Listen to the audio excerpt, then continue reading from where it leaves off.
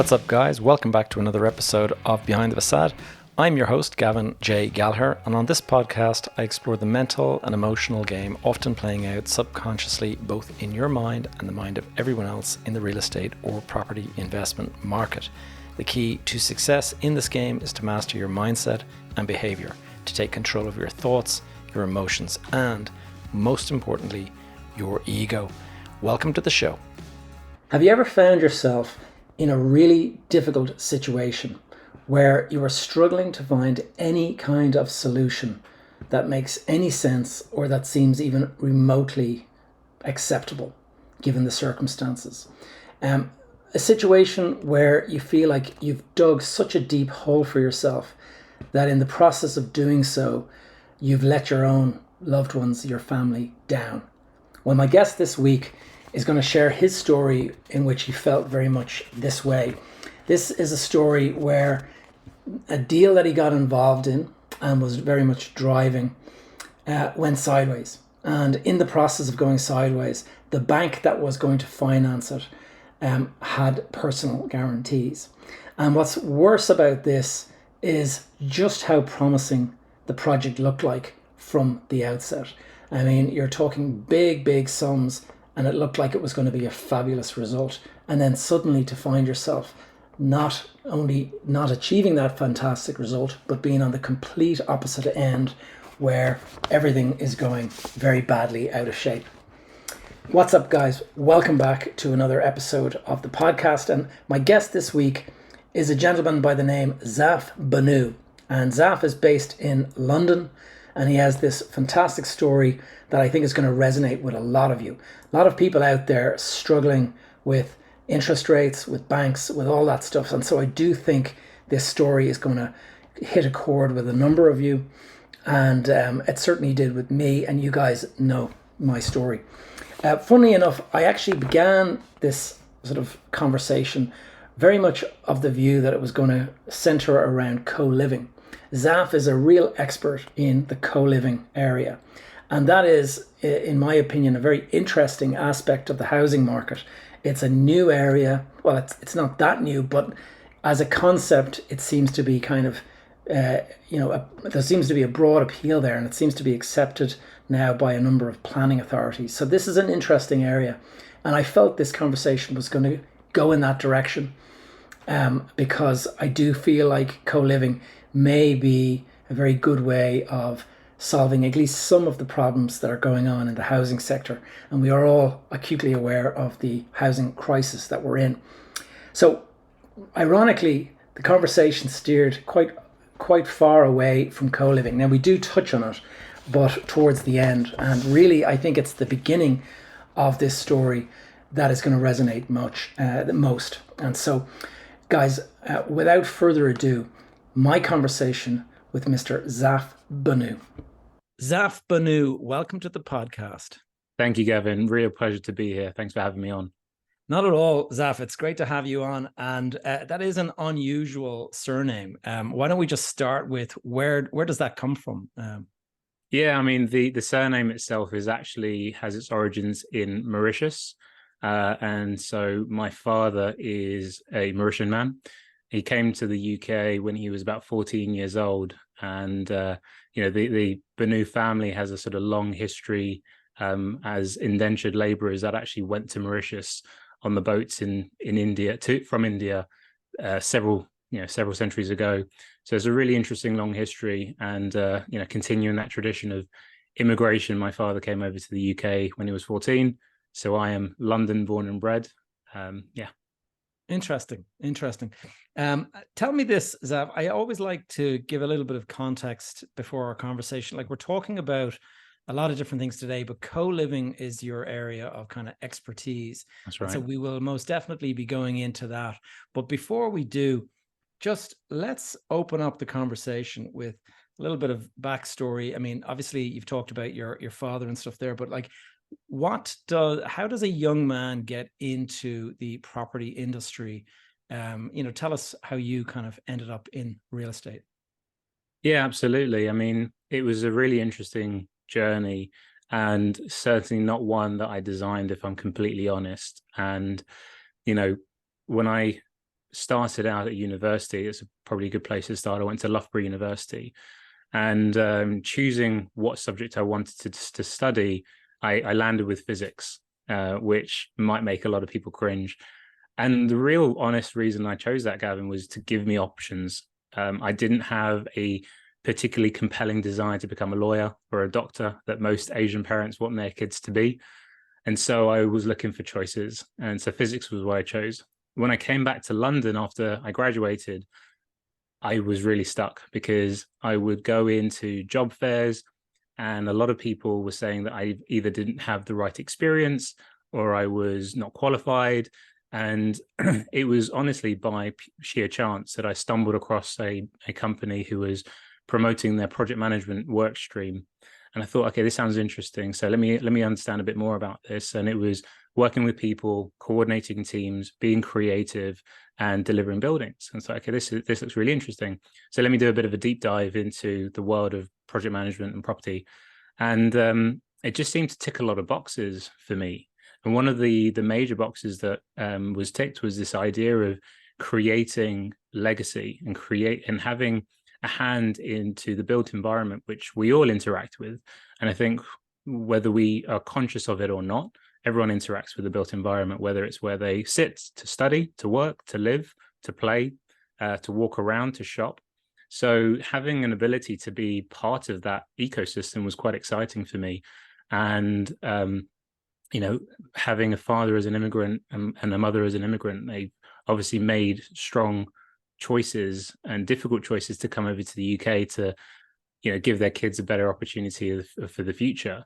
So I thought it was almost incumbent on me to try and do the same and work in an industry where I could leave the world a better place than how I found it.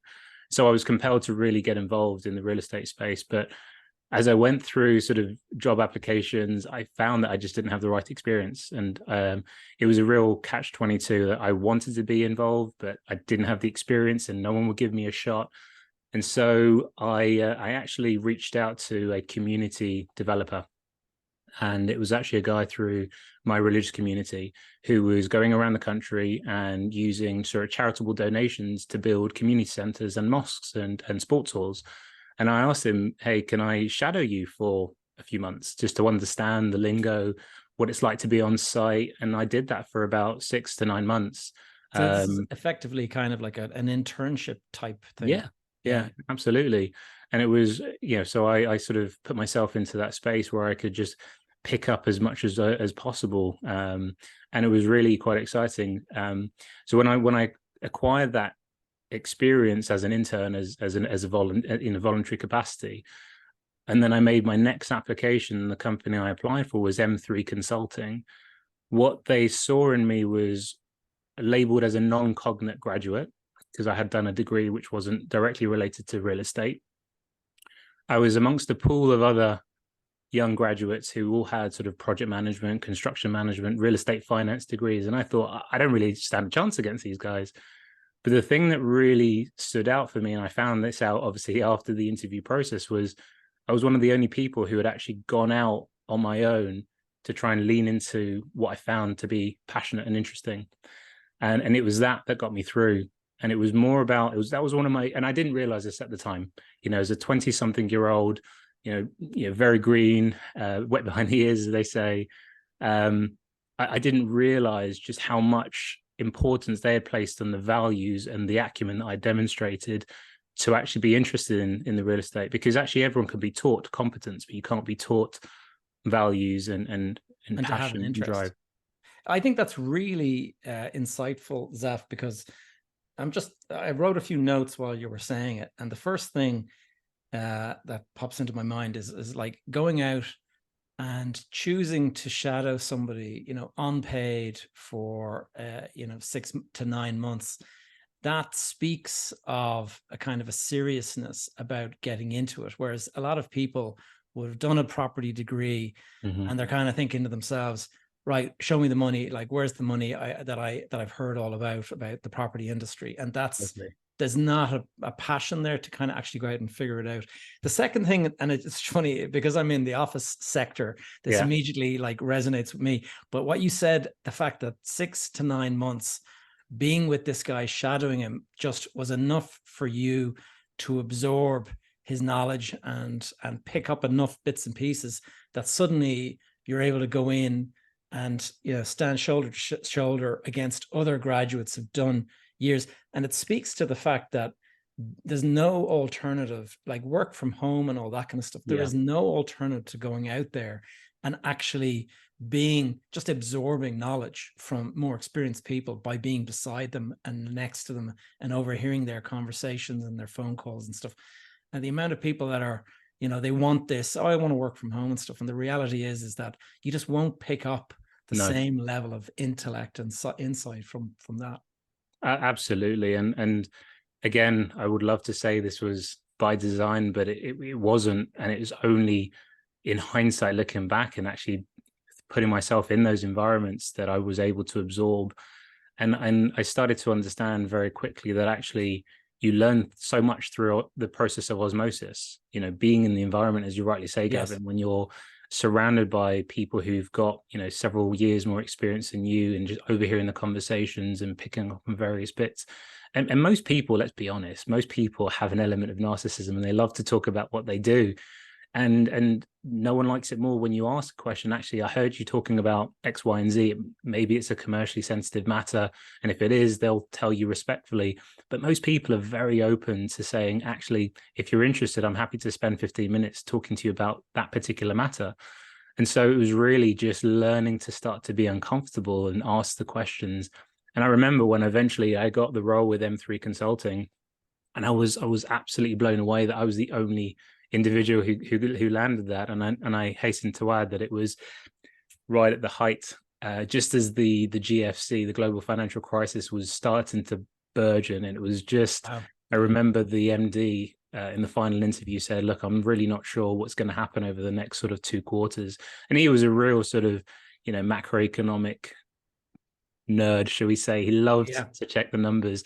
And so, but I also appreciated that level of candor, because I kind of knew what I was going into. And at the time, you know, after 4 months, I had to take a short period of sabbatical, because actually the GFC hit so hard and they were forced to sort of restructure. I'm happy to say that I was able to come back into the organization after a short hiatus, but, you know, I knew what I was going into. And I'm so grateful for that, because it almost sharpened the value even more so, because it was like that fragility that everyone was in going through that global financial crisis. And, you know, I'm fortunate that notwithstanding present day, was the only sort of major sort of economic downturn that I've had to endure. Look at you. This is like the third that I can, or actually I can remember 4. I'm old enough now to remember, although I was quite young at the time, but I remember the 1989 crash. It was the currency crisis, and next minute interest rates shot up to like 50% overnight. And it was just absolute chaos. And I can remember speaking to people 5 years later. There was a chap who came to work in the architectural firm that I was working in, and he had a home in England that he was unable to sell because it was still in negative equity 5 years after the crash. And so he was just like, he had rented it out and he was basically just paying the mortgage, and he wasn't unable to get out of it because he still had negative equity in the deal. So and that was his own home, as opposed to, you know, people investing. Yeah, scary. And Zaf, one thing that just stands out, because I had a quick look at your LinkedIn profile, and when I was looking at it, I was kind of saying, wow, development manager, M3 Consulting, development manager, Blackstone Group, head of development at Spaces. It's, you know, the fact that you did that internship that got you into M3, it really set your career on a really clear path. Because it really did. I mean, for me, when I saw your LinkedIn, I was saying, wow, there's a career that, like, there's like a resume that's been written professional, like really well written. And then you're telling me that you don't even have a degree in property. And so this is actually something that has been designed effectively by you doing that internship. Yeah. So it's amazing where, that jumping off point is, and where it can potentially go. And it's certainly not been without its challenges. And, I'm super, super grateful for the nurturing of the early stages of my career that M3 provided me with, whether it was the various projects I was exposed to, the people I was exposed to within the organization and outside of the organization. Huge amounts of value. And, they also sponsored me through my real estate qualifications. So I got a postgraduate diploma in surveying from the University of Reading at the time, or the College of Estate Management, as it was called. And then they supported me through my RICS qualifications to become a chartered surveyor in the project management work stream. So all of that was great to then become, I guess, be recognized in the trade, so to speak. Yeah. No, that's brilliant. And tell me this, Blackstone. Blackstone's is a massive, sort of global business. What was it like to work in there? It was an amazing opportunity, and one that if I'm really honest with you, I didn't chase initially, because and this is one of the things that when I have young people that sort of ask for advice, I think becoming the person, or focusing on being the person who then attracts the opportunity, is more valuable than chasing the opportunity. There is obviously nuances to that. And essentially, the reason I say that, Gavin, is I was working at M3 for Blackstone in the consultancy capacity. We were working on a couple of different projects. And as Blackstone were going through a growth spurt, and in one of their real estate arms in London, and they were an active client of mine, and they said, there's an opportunity. Would you be interested in a role? And naturally, I jumped at the chance, but I wasn't chasing it. And it was a phenomenal opportunity to be recognized for what I'd put in to my time at M3. I'm extremely grateful, obviously, again, to jump off at that point. But working in that organization was the best words I can come up with. It was high octane. Yeah. The scale of the projects I was working on were just phenomenal.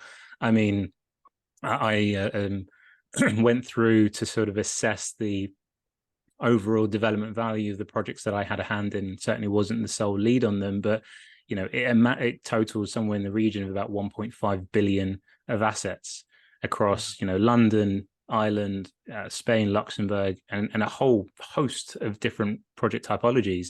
Everything from marinas to office campuses to student accommodation, business parks. Is a real mix of different things. And there was also a level of autonomy that was expected of me, which is great, because it enabled me to really, really step up and level up in terms of my competence, in terms of my belief in myself, to deliver on projects. So it was great. And let's be honest, who doesn't love being in the client seat? So it was great to have that, and it was a phenomenal mark in my CV to have to enable me to move on. In terms of like the one of the, and you've kind of hit it on the head there a little bit, the like when you join a massive group like that, one of the negative sides to it, I guess, could be the fact that you're only seeing a very, very narrow amount of the business. Whereas obviously if you joined a small firm, you get to see everything. Like, did you find that was like that you got good insights from that, or did you feel like that you were lacking some of the bigger, wider stuff to be able to do your own thing? No, it's a great question. I think, honestly speaking, and if one were to look at my resume, the time I spent at Blackstone wasn't particularly long. It was, circa 2 years. And there are reasons for that. And I think part of it is because you were one part of a massive machine. You had your role to play, and that was okay. I did my best to sort of get acquainted with the various parts of the property division that I was part of, to understand all of the finance functions, the asset management functions, and so on and so forth. And then the understanding the sort of core Blackstone machine, if you will, that sort of was office based in Berkeley Square, and trying to understand the various moving parts there. But it was very much, how much time can I go and spend with those individuals, as opposed to, by the way, this is what we do. So I had to really sort of go out to try and find out, what else was going on. Maybe stop people in their tracks as they're walking through the office to sort of pick their brains on various bits. And that was useful to do. And I'm grateful to be in that environment, to have been in that environment. But, to be completely honest about where I was, Gavin, and you're absolutely right, that coupled with the cultural experience I had was ultimately led to me leaving Blackstone and nurturing a position where I effectively came on board and co-founded the Spaces developments side of the business with my cousin. Right. And we're going to get into that now. I mean, Yeah. the first thing I wanted to kind of clarify when I saw Spaces, because I've actually been speaking with IWG Group, and Right. Yeah. and they have a brand called Spaces, and so That's right. It's unrelated, I It's presume. unrelated. And funny story, Spaces actually, in the Spaces that I was a part of, actually was founded before IWG Spaces Works or Spaces. And we at one point actually got a cease and desist Oh, from really? from IWG, but we were able to prove, obviously we didn't have the legal clout to go into battle with them, but we wrote a few cleverly worded letters, and actually requested an audience with Mark at a point in time on the basis Mark of either Dixon. Yeah. Mark Dixon, on the basis of investment or mentorship that me and my cousin requested. We then rebranded to Spaces Life at a later stage, Right. but it was quite amusing as it was running for a period of time. So tell us about, so Spaces was something that you found with your cousin. With my cousin. So Spaces, the original version of Spaces, was actually founded by my cousin in 2006.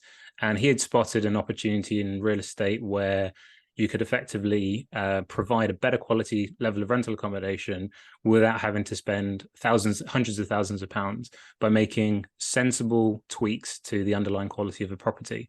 And he had unlocked effectively a lease arbitrage model where he was leasing in at one rate with landlords, and then leasing back out at a sort of retail rate on a room by room basis. So it was branded HMOs.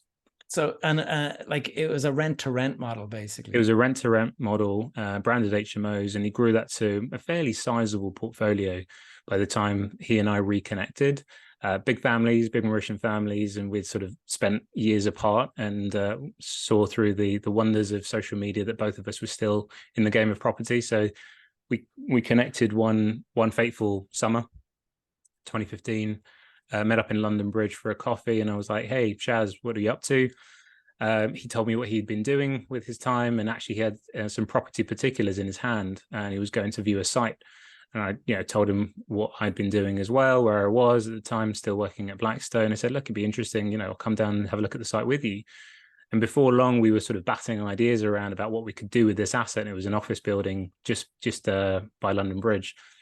And then we started to think, okay, maybe we can model this up. We can design. I've got some great contacts in the architect space. They could look at this for us, and we can design what we at the time hadn't really coined the phase. And obviously there were other players in the market doing it, but early versions of purpose-built co-living. And this was in early, mid 2015, before it really became, what it is today. And so, we went on that journey together, and we thought, okay, we come up with this business plan, we can raise some investment. This would be really fun to do. And, we'd sort of run on this journey of creating sort of purpose-driven community. And we've got the operational experience, given what Spaces, the operating platform, had been doing for so many years. And so, it was the combination of his operational experience, his business acumen as well. And he'd been, had a successful journey through the tech incubator space with Y Combinator and various other business organizations. And then combining my sort of institutional development experience and putting that together. And that's what we created. That's really interesting. And how did it go? I mean, did you are we getting into sort of scary territory going into it? I mean, this is, dare I say, and there were plenty of, obviously my career up to this point had left plenty of nuggets for growth and learning, but none as great as what I was about to experience on the journey with Spaces. So just winding forward a few years after I'd left Blackstone, come on board fully with my cousin, shareholders in this new venture together, managed to raise the money, which was an incredible feat in its own right, to raise £20 million to buy this asset, to raise some capital to take it through planning. And we had a sound strategy. But one thing that we didn't really appreciate was the fact that the stakeholder market, i.e. the planners, the capital markets, didn't really know what co-living was.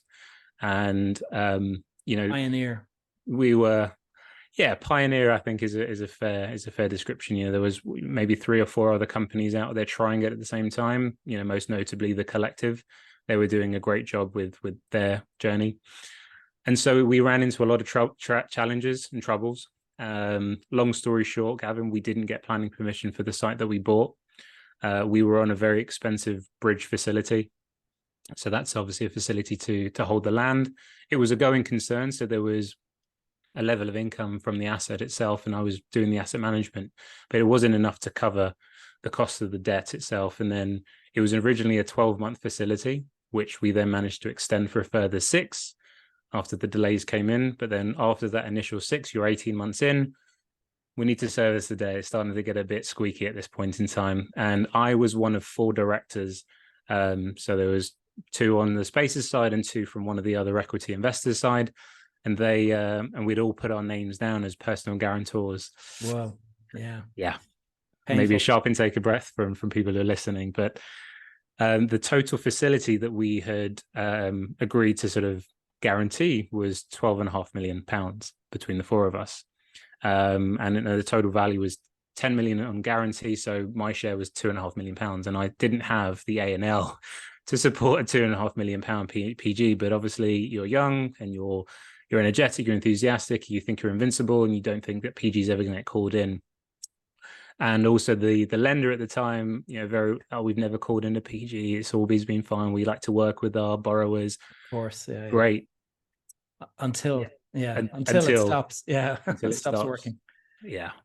And so 18 months in, things are very squeaky. We're struggling to be able to finance this and pay the interest on a monthly basis, which was running at about 160,000 a month. Wow. Of interest. And bearing in mind the development business wasn't generating any capital, the operating business was doing its thing. So it was tough. It was really painful. When you're trying to raise money and trying to find an exit, it's just, you can't think, you can't breathe. Yeah. And so I remember, there's a sort of a scarcity mindset that takes over. Massively so. And there's lots of great commentators, business commentators that talk about freeing up mental bandwidth and capacity to be able to do the thing that you want to do. But when you are unsure if you can, meet your liabilities at the end of every month, it becomes challenging to do. And I remember I was at home one day and I received a special delivery. Now, I remember this very, very clearly. And my wife at home with me, she never takes an interest in what my, what mail I get. And just so happens that she asked, "Oh, what did you get? This special delivery." So I opened the letter in front of her, and it is, "Dear Mr. Bhunnoo, we are putting your personal guarantee on notice." Dear me. To the value of £2.5 million. And, I mean, at that moment in time, I would have loved for the world to have opened up and swallowed me up inside. That's how I felt. There was so many moments and emotions at that moment in time. And it was just, and by the way, I hadn't told my wife. Oh dear. Yeah. I hadn't told my wife. As you can probably imagine, that didn't go down too well. And this was one of the first ugly and painful lessons about communication, as simple as it sounds, but it was really quite profound. Anyway, to try and round off what happened with that, I went into the lenders and I decided to do everything that we're told not to do. Go in and basically try to negotiate with them in a way that was very creative, shall we say. And I managed the relationship for a further 6 months to keep the wolves at the door, so to speak, and was able to find an exit. Fortunately, we sold the property. The value for the senior facility was paid back. It broke in the mezzanine, which means basically the mezzanine didn't get fully repaid. I think they maybe got to 60p in the pound. All the equity was wiped out, and it was not a pleasant experience. And it didn't really end there, unfortunately. The mezzanine lenders, they decided to come after me for professional negligence. So it wasn't bad enough that we had sort of escaped death. I was able to keep the shirt on my back, as it were. I didn't lose my property, didn't lose my home, managed to find an exit for everyone involved. But then I was being effectively sued for professional negligence. The business at this point in time, the development business, was going through a process of liquidation. So those that are familiar with it will understand that's obviously handed to an administrator, and there are certain rules by the court that they need to adhere to. It's taken out of the hands of the directors. And so the administrator was duty bound to hear this professional negligence claim. And I remember going into the administrators meeting, they had a professional witness to go through all the documentation. And, you know, you take your mini victories where you can, right? And I came out of that sort of 2 hour meeting. They were Grilling. found that I had done nothing wrong. I had acted fully within the bounds of my professional capacity. I had done nothing negligent. In fact, I had done probably more than what would have been expected by an ordinary development manager and a director. I had abided by all my fiduciary duties, and it was a mini victory for me. But obviously, given the context of where we were and what we'd gone through, it didn't really feel like that. Yeah, yeah. Very difficult. And has this colored your view of the property market? I mean, obviously it has, but from the point of view of, if you can kind of just take us to your mindset before all of that started to now. I mean, because I know a lot of young people look at property investing and they see it as this kind of panacea of, I'll be rich and I'll have a great, lifestyle and stuff. And you've experienced some of the negative stuff that I talk about on this podcast. Yeah. And so if you can just give us, when you were starting the process of buying that property for 20 million and it looked like what did you think you were going to make in order to, justify taking those risks? Of course. And that's it. You get very fixated on the end potential value. So the value that we thought we were going to create was kind of twofold. Number one was, I think we had probably our share of the upside of the upshare of the profit, even post planning, was somewhere in the order of £2 million each. That's a significant uplift, because we were able to take the asset value from, I think, 20 million pre-planning to maybe 35 post-planning. So there's a big delta. And then if you bring in great development finance at that stage, you can then potentially pay down some equity, or you can just keep it as paper value. So that was kind of, blinded us, shall we say. And the second was the idea of being one of the first, if not the first company to get a co-living consent in London. Yeah. And to be one of the pioneers in this new sector that would be the future of living. And I think, this was around the same sort of time that you saw the likes of WeWork exploding in their global growth and domination in the co-working space. And you thought, that's really cool. That's really exciting. I want a piece of that. I want to be able to grow and scale as quickly as them. Obviously, very different model, very different market, but you then enter this kind of world of comparison. And like, if they can do it, I can do it. Yeah. And what you don't learn, what most people didn't know, many people do now, is obviously, say what you will about Adam Newman, I think he did a phenomenal job with the company, but it was his fourth or fifth venture. And so he learned, irrespective of how he conducted himself through business, but he learned. And this, for me, personally speaking, was my first. So I still had a lot of very expensive mistakes to learn. So I think it's important, to sort of turn this on its head slightly. If there's anyone who's excited by that or scared by it, I think it's important to surround yourself with people who've been there, done that. And that's one of the things we didn't do well enough. We didn't surround ourselves with either investors that had the same level of experience or the same level of acumen in terms of what we were about to go on or embark on. And that could have been in a relevant sector, say student accommodation, because that's 15 years it's senior for co-living. They've gone through those trials and tribulations of establishing an asset class. We didn't surround ourselves with advisors that would have been could have pointed out the structuring of the deal, the structuring of the capital stack that would have made a massive difference, and how to protect ourselves. We could have done that. And again, when you are young and you've almost in disbelief that you've got this asset in your hands, and we did a lot to sort of shout about it. Don't get me wrong, but actually, there's no substance there. There was no substance. Yeah, it's easy to say that retrospectively, but at the time you felt on top of the world and everything was going great. And like, ironically, as we're just having this conversation, I see that WeWork filed for bankruptcy yesterday or something like that. Right. So it's just like the comparison that you're using, it's kind of interesting. I mean, having like all of the mistakes I made in my career were made because I didn't have that guidance from somebody with more experience, a little bit more of a level head, Totally. and somebody as I've heard them, as I'm now the guy with the gray hair, but it was always described as you need a couple of gray hairs on the board, Yeah, and you really do. yeah.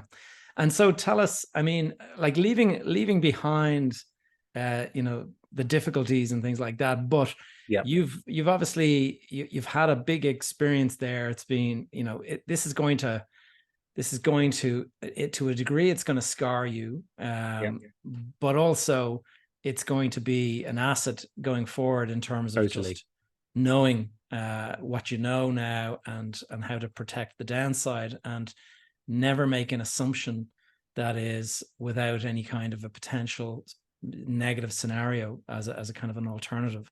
Absolutely.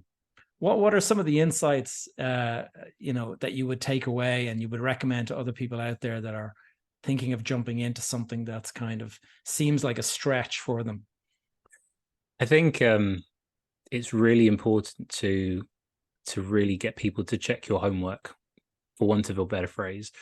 And I think at the time that we were doing London Bridge, as the project was called, and even subsequent projects in other businesses, what we applied at Balance Out Living, for example, which is the last business that I set up, we really wanted to make sure that our assumptions were stress tested.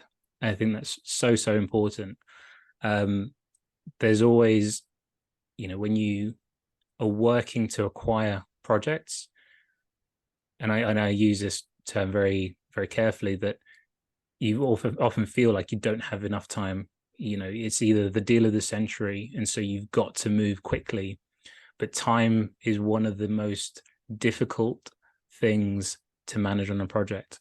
And I would always implore those getting into projects to allow sufficient time to do your due diligence, to make sure you're setting up your strategies correctly, to mitigate your downside as much as possible, and get your numbers stress tested, as opposed to, let's say, if I'm putting together a model of financial appraisal, I'm not just going to look at benchmark data. That's, if I really want to make it look great, yeah, I'll just rely on benchmark data. Oh, so and so is building it up the road for £300 a square foot, so I can do it better for £270 a square foot, or whatever it may be. I'll get that tested properly by 1, 2, maybe 3 different sources of data. Where are the big things that are going to move? And really understanding at the time, I don't want this to sound like an excuse, the capital markets associated with the product that we were trying to create just didn't really exist.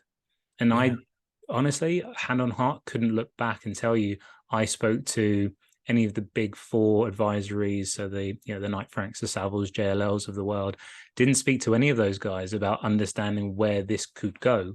I only had those conversations. Yeah. What was the exit? Yeah. And I think it's important to start with the end in mind, understand what it is you try to create, and how do you back solve to create that.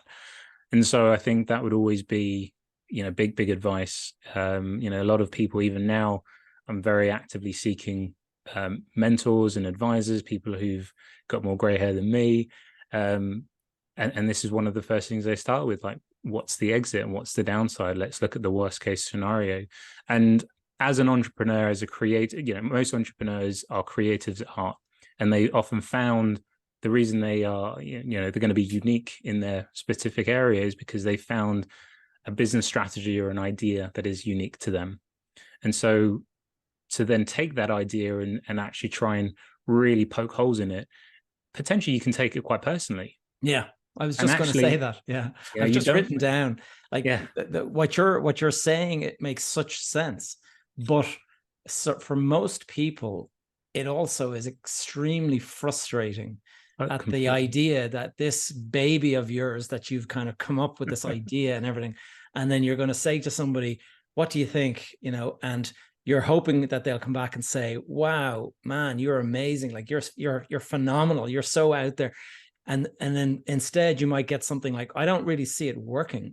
How are you going to exit from it? And you'd be like, you just don't get it. You know what I mean? This is the attitude that a lot of people have.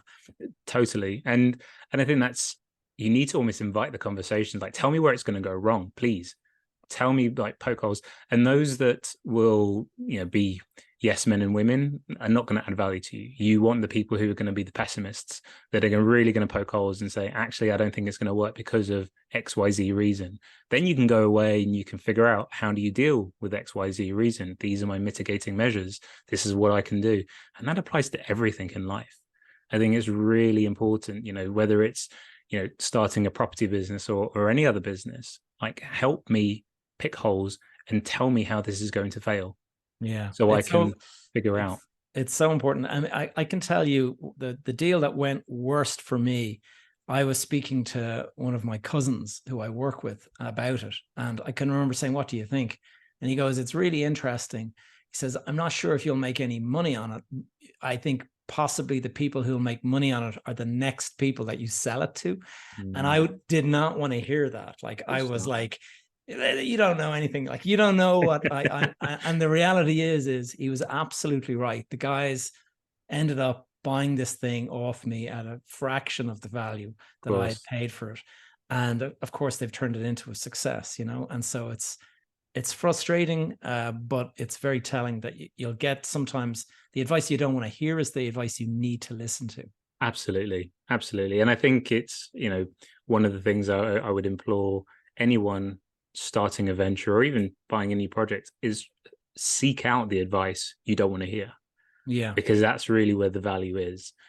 Nobody, there's no point in going to seek sort of what's the term? Positive bias. Yeah, that's strategy. It. Well, the thing is that, like, I talk about cognitive bias so often, yes. and there's so much of it out there that you're completely blind to it, and you need people that are going to kind of like open your eyes and kind of, and the reality is like I say, a lot of the time you're not going to want to hear it, or you're going to view their advice as kind of like negative or critical, as opposed to seeing it for valuable insight that. And so it's just having an open mind.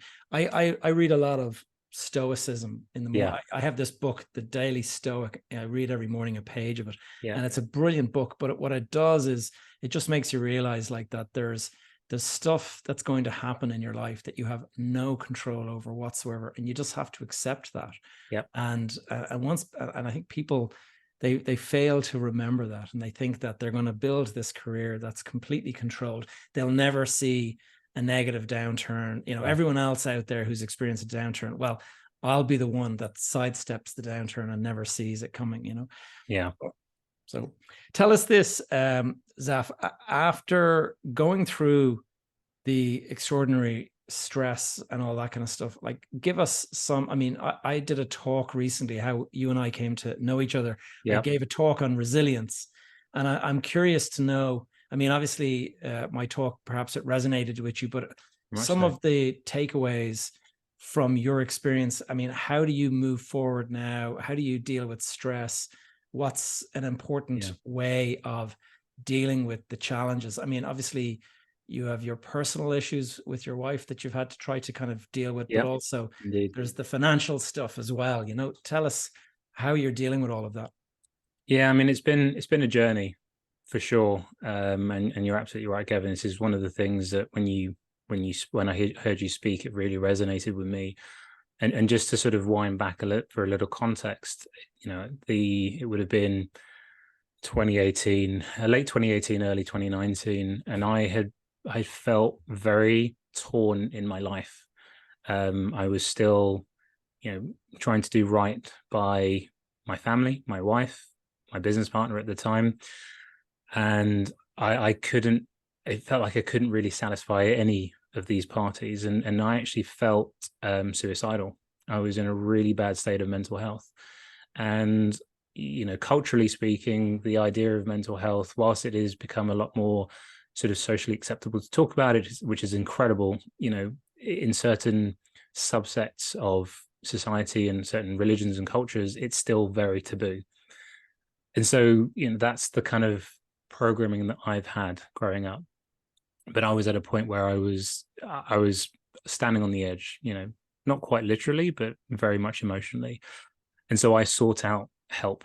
I sought out psychotherapy, and I really sort of tried to double down on my mental health and my personal growth and development.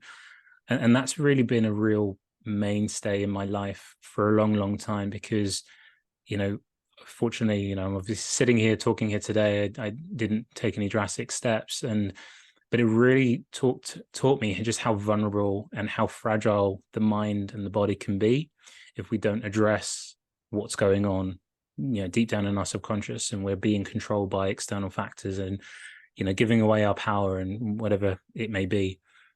And so, yeah, it's been a real journey of building up a set of tools for, to be resilient. And that's been a mixture of, one-to-one talking therapies, group therapies, events like Tony Robbins, Unleashing the Power Within, affirmations. I do now daily meditations, breath work, cold exposure, all of which have been scientifically proven to really help the body in terms of settling levels of your cortisol, bringing your baselines back down, also tapping into your levels of subconscious. And I think, this idea that I think a lot of people I talk to about the idea of mental health and meditation specifically, more often than not, 9 times out of 10, people say actually they just can't stick with it. They can't sit with it. They get very distracted very easily and their minds tend to wander. And so, I think that's, it's one of those things, it's consistency. Whatever you do, you have to be consistent at. And I think that's a really important part of making sure that if you're, building a business or, you're starting another venture or whatever, or just, continuing the same job that you're in at the moment, it's being consistent. It's showing up on a daily basis and making sure that you're putting in the time to make sure your knife is as sharp as it possibly can be. Stephen Covey talks about, 7 habits of highly effective people, and one of them is sharpening the knife. And you've really got to take the time to do that. Otherwise, you do feel like that blade becomes blunt over a period of time. Yeah. So that's one of the things that's been really important to me. And it's helped me really sort of improve the quality of the relationships in my life, both personally and professionally. It's allowed me to have difficult conversations and be vulnerable with people. That has really unlocked a completely new layer of opportunity for me, to the point where now I'm very, I don't have a catchphrase, but I certainly would be saying that my vulnerability is my superpower. And that's been a huge thing for me, whether that's been, asking for new investment for new opportunities to progress my career, to progress my business, whether that's, looking for partnerships, and also the power of being able to say no and stand in a place that actually the business structure that's being proposed in front of me is not right for me. It doesn't align with my values. And it's really something that it needs to be tweaked and adjusted so that it does align with me. And I think there is a power that comes with that if I hadn't gone through those difficult moments in my early stages of entrepreneurship, that I probably wouldn't have. And so despite the pain that they caused me and the scars that and the bruises that I bore going through those processes, I'm so incredibly grateful for them, because they've taught me so much to become a lot more gracious and grateful, to be able to be chiseled in this way, not physically speaking, mentally speaking, to have that level of resilience and grit. And I think you're right, even small practices like reading the Daily Stoic is so important, because it just reframes everything. And there's so many things that are going on in the world at the moment, conflicts happening all over the place. And it's really about focusing on what you can do and how do you move the needle? How do you affect that 1% in your own life that's going to make the world a better place? And getting super clear on the values that you bring to the table. And I almost go back to that sort of 20-something-year-old who was trying to get into real estate, all those years ago. And what was it that really sort of made me bright-eyed and bushy-tailed? And it was about this idea of doing something to benefit the lives of other people. It wasn't about making money. Of course, making money is a fantastic byproduct of everything you do, but it's about living close to your values and being vulnerable. So yeah, it's been great to almost go 360 on that and sort of continue to double down on my sort of mental health and personal development to really help me move forward. Yeah, that's very insightful, Zaf. What I'm going to do now is we mentioned at the outset that you're an expert in co-living, and I think it would be a mistake not to go into some of that and actually tap into some of that expertise. I mean, we have in this country here in Ireland, and I believe in the UK as well, we have housing shortages that are, verging on crisis levels, certainly here in this country. And co-living is a kind of promises a greater density for a site. And so can you tell us, why have you gone down the road of looking at co-living so closely, and how does it compare with your standard, apartment development, we'll say? Yeah, I think so one of the things that really attracted me at the outset to the idea of co-living was the idea of community. Fundamentally, I think people often forget, and now co-living as a term has become so sort of, it's become a household term, should we say. But actually people forget what the co-living stands for. It's this community, it's collaborative, it's collective living, it's people living together. And I think again, just focusing back on the mental health side of things for a moment, one of the major traits of the longest standing and the most healthiest communities in the world is this connection that people have. And so I think co-living provides that as an opportunity for people who have moved beyond, obviously, student digs, student halls of accommodation, to live in a collaborative way with other people. And it's nothing new. Co-living has been done for many, many years, if not centuries. Some of the most successful communities around the world, like look at Hakka villages in the 16th century from China. There were people lived in relatively small personal living areas, but did everything communally together. And they had thriving communities where people would live for a very long time. They could share the chores of cooking, cleaning, and it would be a really sort of thriving community. So I think what's happened over the recent history is the idea of ownership being this absolute standard that people need to aim for. Whether it's a 1-bedroom flat or a 3-bedroom house, or it's a semi-detached or terraced house, whatever it may be, the idea of ownership has really focused people's ideas for chasing that dream. But what naturally happens when you achieve that is you then are somewhat cut off from community. You then have your community with where you go to work, but not necessarily where you live, unless you're living with friends and family. And then you're looking at sort of house shares and whatnot. So that's really one of the key things that drew me to co-living.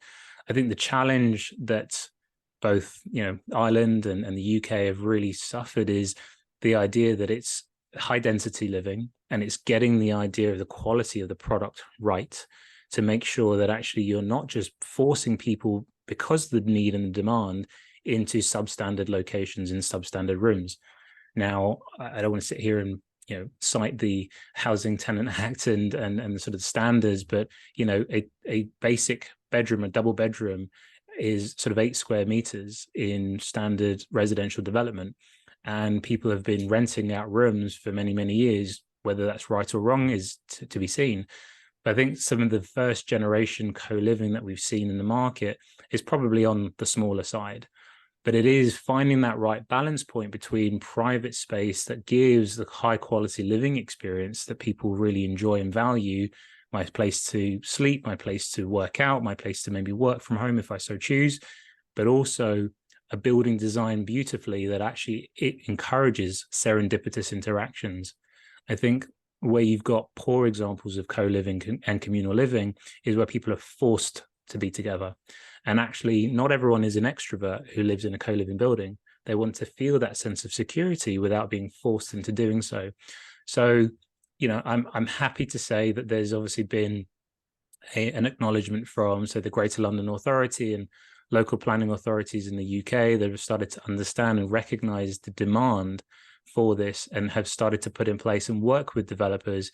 It's not always easy, but working with developers on sort of working out a standard from a design perspective of what kind of sizes the rooms should be, what kind of sizes the amenities should be, and where they should be dotted around a building. So I think the opportunity where we are at the moment, call it generation 2, generation 3 co-living, is still, there's an absolute weight of demand for people getting into the rental sector, as the opportunity to buy is getting further and further out of reach now. I don't even know what the latest statistics are in terms of the cost of houses outstripping the rate of earning. And obviously mortgage rates don't necessarily move, and we're in a high inflationary environment. So really chances of first-time buyers getting on the ladder is becoming slimmer and slimmer.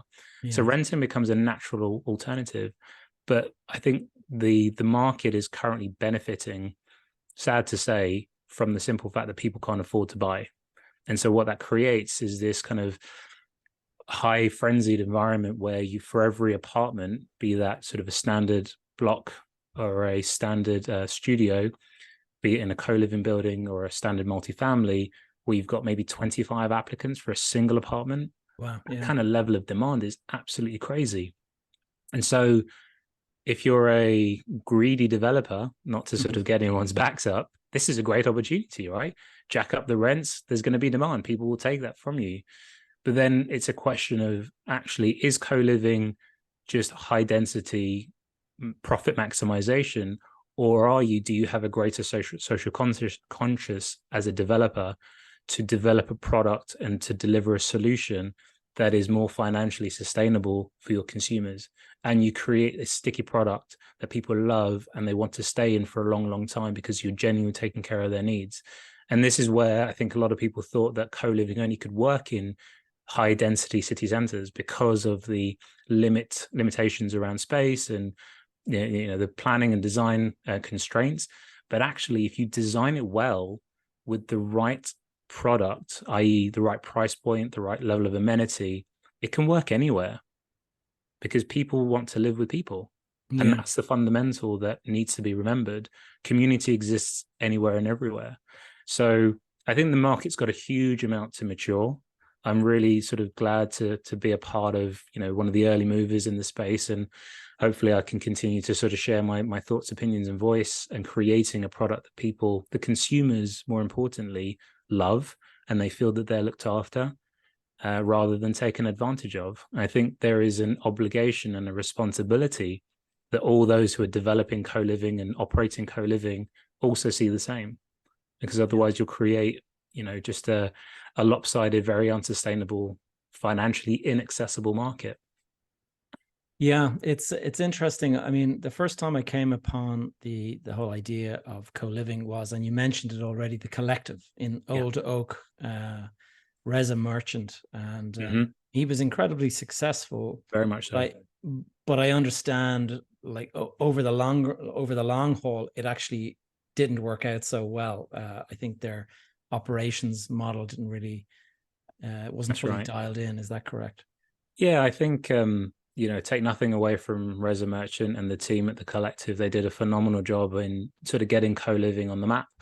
I think it was, it takes a brave, pioneer to sort of, go all out and put the head above the parapet and try to do something. And naturally that will come with making some very expensive mistakes. And unfortunately, the Collective made some expensive mistakes, predominantly around the operating model.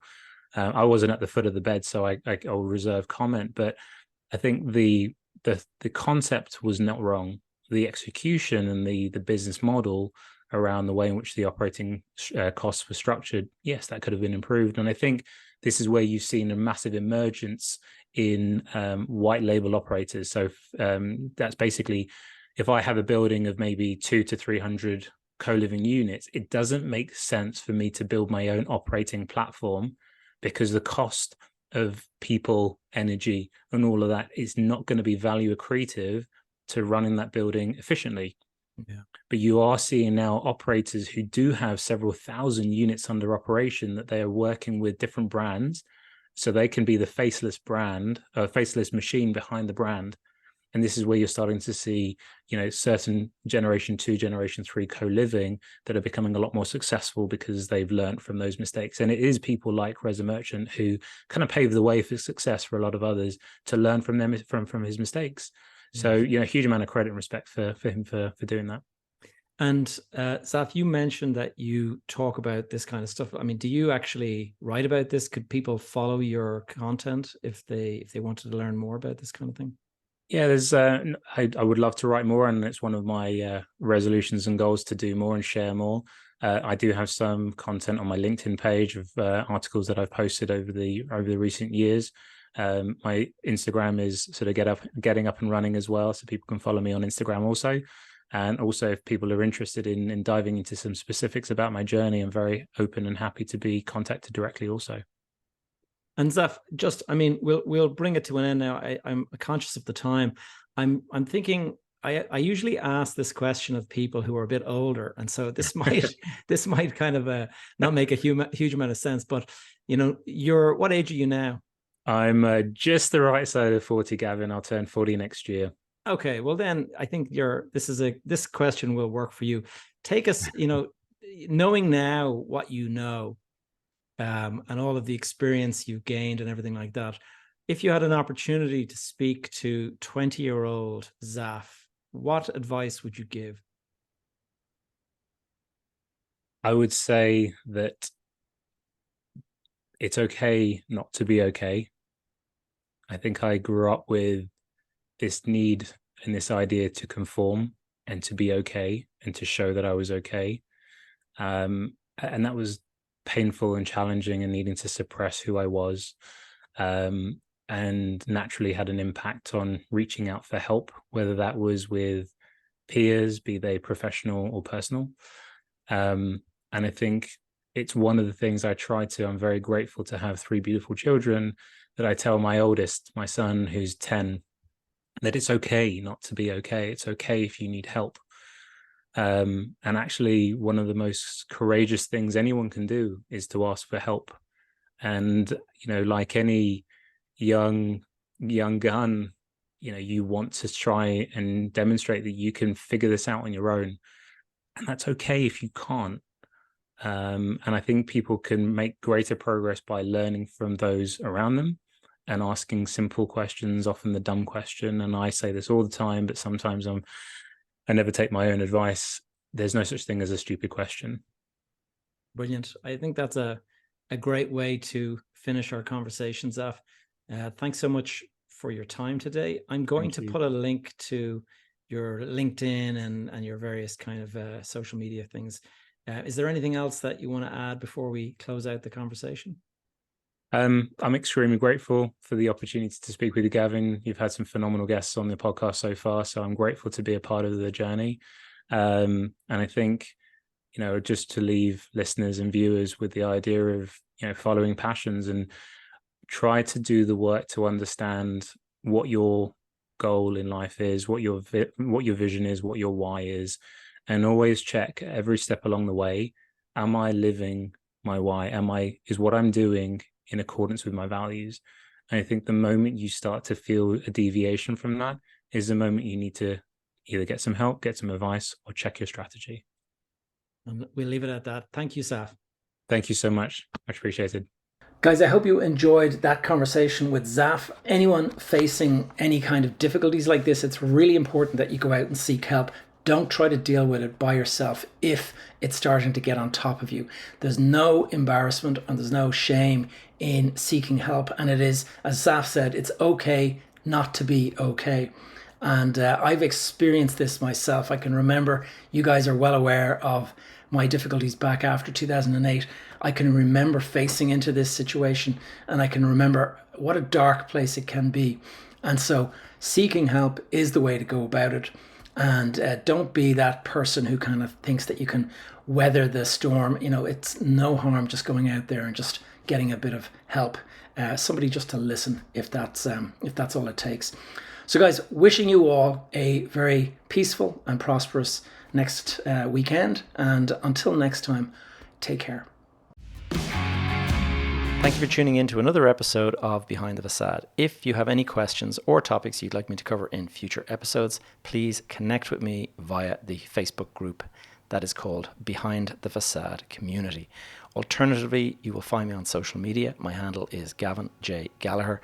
You can stay up to date with all of my content and the various projects I'm working on over on my website, gavinjgallagher.com.